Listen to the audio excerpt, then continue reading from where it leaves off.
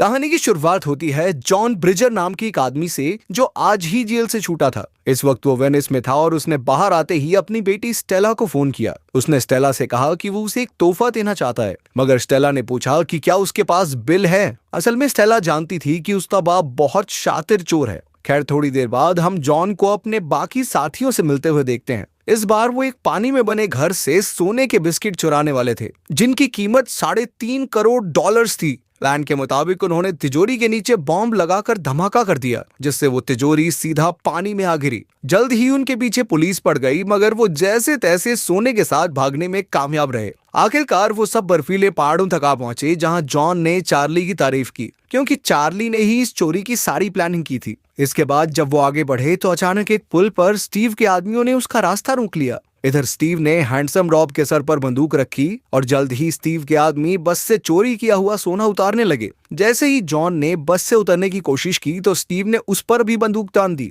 Steve के इस धोखे पर जॉन ने कहा कि मेरे साथी तुम्हें छोड़ेंगे नहीं, मगर स्टीव तो सोने के लालच में इतना अंधा हो गया था कि उसने अपने बॉस जॉन को ही गोली मार दी। उसी वक्त हैंडसम रॉब ने बस दौड़ाई तो वो सीधा बर्फीले पानी में जा गिरी। ऊपर से स्टीव ने उन पर धुआंधार गोलियां बरसाई ताकि उनमें से कोई भी जिंदा न बच सके, लेकिन खुशकिस्मती से वो सभी जिंदा बच गए और तैरकर नदी किनारे आ गए। बाहर आकर चार्ली ने अपने बॉस जॉन की मौत का गम मनाया और फिर उसके कातिल स्टीव से बदला लेने की कसम खाई। इसके 1 साल बाद हम देखते हैं कि जॉन की बेटी स्टेला पुलिस डिपार्टमेंट के लिए ताले खोलने की नौकरी करती थी। एक दिन जब वो ऑफिस पहुंची तो चार्ली उससे मिलने आया और कहा कि उसने स्टीव का पता लगा लिया है और वो उससे चोरी किया हुआ सोना वापस लूटना चाहता है। वो चाहता था कि स्टेला भी इस मिशन में शामिल हो, मगर स्टेला ने कहा कि वो अपने बाप की तरह चोर नहीं है। लेकिन फिर रात को स्टेला का मन बदल गया और उसने चार्ली को फोन करके कहा कि जब वो स्टीव से सोना चुरा लेंगे तो वो स्टीव के चेहरे की हवाइयां उड़ते हुए देखना चाहती है। अगली सुबह चार्ली ने स्टेला को पूरी टीम से मिलवाया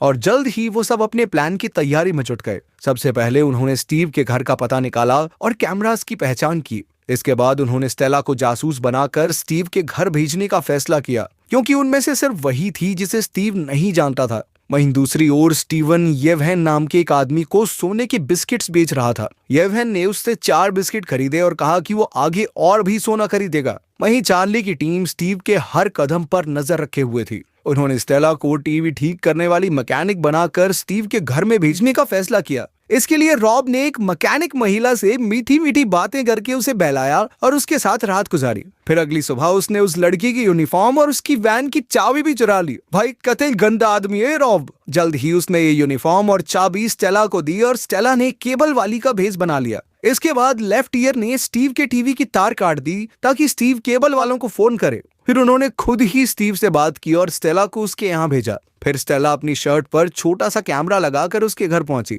उसकी खूबसूरती देखकर स्टीव अपनी अमीरी का दिखावा करने लगा। खैर, स्टेला के कैमरे की मदद से उन्हें घर के कोने कोने का नक्शा मिल गया। इधर स्टीव स्टेला से फ्लर्ट करने लगा और उसे डेट पर जाने के लिए पूछा। पहले तो स्टेला ने मना कर दिया, पर फिर बाद में वो राजी हो गई। आखिरकार जब वो वापस आई तो चार्ली ने पूरी टीम के साथ मिलकर आगे का प्लान बनाया। उन्होंने मिनी कूपर के अंदर सोने के भार जितना लोहा रखा और फिर स्टेला को गाड़ी चलाने को कहा। लेकिन तब उन्हें एहसास हुआ कि गाड़ी में चोरी का सारा सोना नहीं आ पाएगा। फिर उन्होंने रेंच नाम के एक मैकेनिक को बुलाया जो उनके काम की गाड़ी बना सकता था। वहीं दूसरी ओर लाइल ने ट्रैफिक सिस्टम हैक कर लिया। फिर उसने चार्ली को बुलाया और उसने अपनी मर्जी से ट्रैफिक लाइट्स बदलकर सड़कों पर ट्रैफिक जाम लगाकर दिखाया। यह देखकर चार्ली उससे काफी खुश था। उधर लेफ्ट ईयर भी इस मिशन के लिए बॉम्ब्स बनाने में जुटा हुआ था। कुछ ही समय में रेंच ने भी गाड़ियां मॉडिफाई कर दी और फिर चार्ली की टीम उन्हें टेस्ट करने निकली। इतनी जबरदस्त गाड़ियां देखकर वो सब बेहद खुश थे।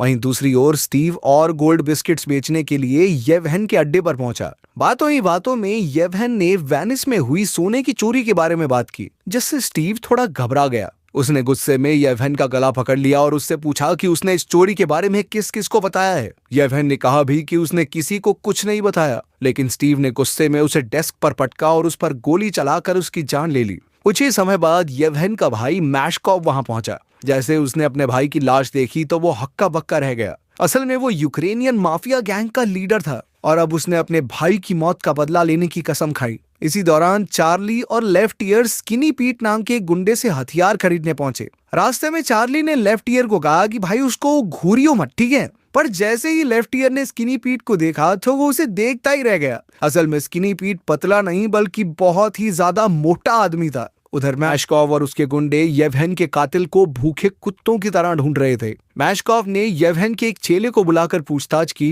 तो पता चला कि एक लंबे काले बालों वाला बड़ा सा आदमी येवहेन से सोने के बिस्किट्स खरीदता था। अब मैशकॉव समझ गया कि ये स्किनी पीट की बात कर रहा है। वो तुरंत स्किनी पीट के पास पहुंचा और उससे सोने के बिस्किट्स और येवहेन की मौत के बारे में पूछताछ की। वहीं दूसरी ओर चार्ली और उसकी टीम प्लान के अगले पड़ाव की तैयारी कर रहे थे। लाइल स्टीव पर नजर रखे हुए था और उसने देखा कि स्टीव स्टेला के साथ डेट पर जाने के लिए निकल गया था। जब चार्ली और उसकी टीम उसके घर से सोना चुराने पहुंचे तो उन्होंने देखा कि स्टीव के पड़ोसी पार्टी कर रहे थे। इतने लोगों के होते हुए वो यहाँ धमाका करके चोरी नहीं कर सकते, इसलिए उन्हें अपना प्लान कैंसिल करना पड़ा। अब स्टेला को मजबूरी में स्टीव के साथ डेट पर जाना पड़ा। रेस्टोरेंट में स्टीव स्टेला की खूबसूरती की तारीफ करने लगा और बाद में उसने स्टेला को अपने साथ घर चलने को कहा, लेकिन स्टेला ने इनकार करके कहा कि मुझे लोगों पर विश्वास तो है लेकिन उनके अंदर छुपे राक्षस पर नहीं। असल में ये बात उसके पिता जॉन अक्सर कहा करते थे। ये सुनकर स्टीव ने कहा कि उसने ये बात पहले भी कहीं सुनी हुई है और अचानक स्टेला का हाथ पकड़ लिया। लेकिन तभी पूरी टीम रेस्टोरेंट में पहुंच गई और उन सबको जिंदा देखकर स्टीव के होश ही उड़ गए। अब वो समझ गया कि भाई यहाँ तो मैं सेफ नहीं हूँ। खैर फिर उसने अपने हाईटेक सिक्योरिटी सिस्टम के बारे में बताते हुए कहा कि वो उसकी तिजोरी कभी नहीं खोल पाएंगे। तब चार्ली ने अचानक उसके मुंह पर जोरदार मुक्का दे मारा। इसके बाद वो सब अपने अड्डे पर लौट आए और चार्ली ने स्टेला को शांत किया। फिर जल्द ही लाइल ने उन्हें खबर दी कि स्टीव अपना पूरा सोना मेक्सिको भेजने की फिराक में है। ये सुनकर चार्ली को आइडिया आया कि वो रास्ते में ही तिजोरी को चुरा सकते हैं। फिर लाइल ने कहा कि भाई अभी अभी उससे मिलके आए हो, तुम्हें क्या लगता है वो ऐसी चोरी होने देगा? अपना सोना ट्रांसफर करने के लिए स्टीव बहुत ही अच्छे ट्रक्स और हेलीकॉप्टर्स का इस्तेमाल करने वाला है। फिर बाद में स्किनी पीट ने चार्ली को फोन करके येवहेन के कत्ल के बारे में पूछा। इस पर चार्ली ने कहा कि वो इस बारे में कुछ नहीं जानता। बाद में चार्ली रॉब के साथ चोरी के लिए नया ट्रक देखने गया। फिर उसने रेंच को फोन करके इस ट्रक को मॉडिफाई करने का काम दिया। तब रेंच ने कहा कि वो भी इस चोरी में शामिल होना चाहता है, तो चार्ली ने उसे भी अपनी टीम में शामिल कर लिया। बाद में चार्ली और लेफ्ट ईयर उस पुल के नीचे बॉम्ब्स लगाने पहुंचे जहां से अगले दिन सोने से भरा ट्रक गुजरना था। आखिरकार अगली सुबह हुई और पूरी टीम स्टीव के सोने के ट्रक्स का बेसब्री से इंतजार करने लगी। तभी उन्होंने देखा कि स्टीव ने उन्हें भटकाने के लिए 3 ट्रक्स भेजे थे। खैर चार्ली को पहले ही इसका एहसास हो गया था, इसलिए उसने कहा कि उन्हें उस ट्रक का पीछा कर रहा है जिसके साथ हेलीकॉप्टर उड़ रहा हो। इसके बाद चार्ली ने लाइल को तीनों ट्रक्स के पहियों का भार चेक करने को कहा। उसके मुताबिक जिस ट्रक के पहियों पर ज्यादा भार होगा उसी ट्रक में असली सोना है। जल्द ही लाइल ने सीसीटीवी कैमरास देखकर उसे बताया कि ट्रक नंबर 128 का भार सबसे ज्यादा है। कुछ देर तक तो चार्ली की टीम ने उनका पीछा किया, पर अचानक एक चौराहे से तीनों ट्रक्स अलग अलग दिशाओं में मुड़ गए। तब लाइल ने ट्रैफिक लाइट्स कंट्रोल करके ट्रक 128 वाली सड़क पर ट्रैफिक जाम लगा दिया। उधर स्टीव ऊपर हेलीकॉप्टर से ये सब देख रहा था। उसने तुरंत अपने पायलट को पीछे मुड़ने को कहा। इधर लाइल ने ट्रैफिक लाइट्स की मदद से ट्रक नंबर 128 को अपने रास्ते से भटका दिया। जल्द ही चार्ली की टीम इस ट्रक तक पहुंच गई और दोनों ट्रक्स में जबरदस्त रेस शुरू हो गई। चार्ली का ट्रक तो सीढ़ियों से होते हुए ट्रेन स्टेशन भी पार कर गया और तभी लाइल ने एक बटन दबाकर ट्रेन भी रोक दी ताकि उनका ट्रक समय पर पुल के नीचे पहुंच सके। आखिरकार वो जैसे तैसे पुल के नीचे पहुंचे और रेंच के इशारे का इंतजार करने लगे। जैसे ही रेंच ने ट्रक 128 को पुल पर जाते हुए देखा, लेफ्ट ईयर ने पुल पर लगे बॉम्ब्स में धमाका कर दिया। इस धमाके से सड़क टूट गई और ट्रक सीधा नीचे आ गिरा। उसी वक्त रेंच ने एक बटन दबाकर सड़क पर फट्टा लगा दिया। उधर स्टीव ने अपने गुंडों को जल्द से जल्द ट्रक ढूंढने को कहा। इधर चार्ली की टीम को ट्रक तो मिल गया, मगर उसके अंदर की तिजोरी देखकर उनके पैरों तले जमीन खिसक गई। असल में ये वो तिजोरी नहीं थी जो स्टेला ने स्टीव के घर में देखी थी। चार्ली ने फिर स्टेला को इस तिजोरी को खोलने की कोशिश करने को कहा। स्टेला ने कहा कि इसका पासवर्ड पता लगाना बेहद मुश्किल है, इसलिए उसने ड्रिलिंग मशीन से तिजोरी तोड़ने का फैसला किया। आखिरकार काफी कोशिशों के बाद वो कामयाब रही और जल्द ही उन्होंने सारा सोना अपनी मिनी कूपर में भर दिया।